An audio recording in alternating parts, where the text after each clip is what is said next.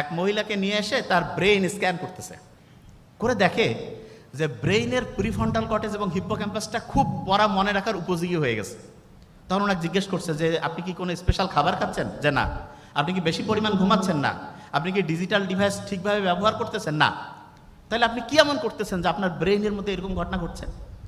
তখন উনি অনেক চিন্তা ভাবনা করে বললো যে আমি একটা কাজ করতেছি। সেটা কি?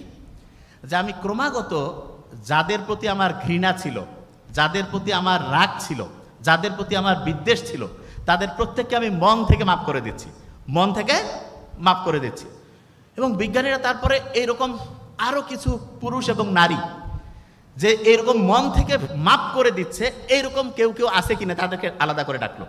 এবং মজার ব্যাপার, প্রত্যেকের স্ক্যান করে ব্রেন দেখলো যারা অন্যকে মাফ করে দিচ্ছে, অন্যের প্রতি কোনো বিদ্বেষ নাই, অন্যের প্রতি কোনো ঘৃণা নাই, তাদের ব্রেইনের প্রিফ্রন্টাল কর্টেক্স এবং হিপ্পোক্যাম্পাস আল্লাহর রহমতে পড়া রাখার উপযোগী করে তৈরি হচ্ছে। তাহলে পড়া রাখা মাথায় ঠিকভাবে ব্যালেন্স করার জন্য প্রথম কাজ হচ্ছে ঘৃণা এবং কারো প্রতি রাগ, কারো প্রতি কোনো বিদ্বেষ, এটা রাখা যাবে না। এটা নাম্বার 1। এটুকু বুঝতে পারছি? ক্লিয়ার? আচ্ছা, এবার দ্বিতীয় যে জিনিসটা, সেটা কি? আমাদের ব্রেইনের জন্য সবচাইতে ভালো একটা খাবার হচ্ছে পানি। কি বলেন? পানি। কি কারণে? ব্রেইনের প্রায় 80% হচ্ছে পানি। 80%। আমরা অনেকে আছি না সকালবেলা উঠে পানি খাই না, কিন্তু অনেকে আছে না যে সকালবেলা উঠে পানি খাইতে তিতা লাগে, অনেকে বলবে। আপনি সকালে উঠে হাফ লিটার মিনিমাম পানি প্রত্যেক দিন খাবেন, প্রত্যেক দিন। এবং পানি যখন খাবেন, পানিতে কয়েক ফোঁটা পাহাড়ি লবণ, হিমালয় সল্ট, এরকম বিভিন্ন নামে পাওয়া যায়, এই লবণটা যোগ করবেন।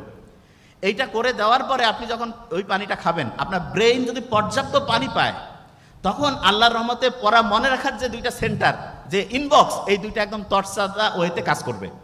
তাহলে দ্বিতীয় কাজ হচ্ছে কি? ঠিকভাবে পানি পান করা। বলি ঠিকভাবে পানি পান। আচ্ছা, তৃতীয় কাজ, বুক ভরে শ্বাস নিতে হবে। নাম তো আমার সাথে একটু,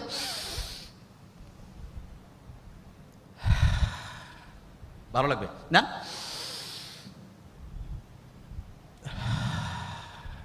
আরেকবার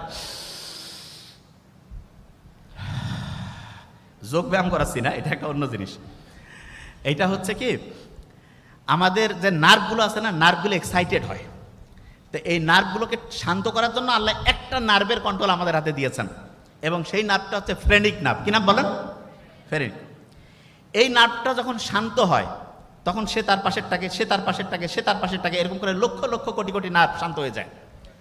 আচ্ছা, আপনাদের হঠাৎ করে রাতে বুক ধরপড় করে, ঘুম আসে না, খাবার রুচি কমে যায়, টেনশন লাগে, মেজাজটা গরম হয়, এইরকম কখনো কারো হয় কিনা? একটু হাত উঁচু করেন তো।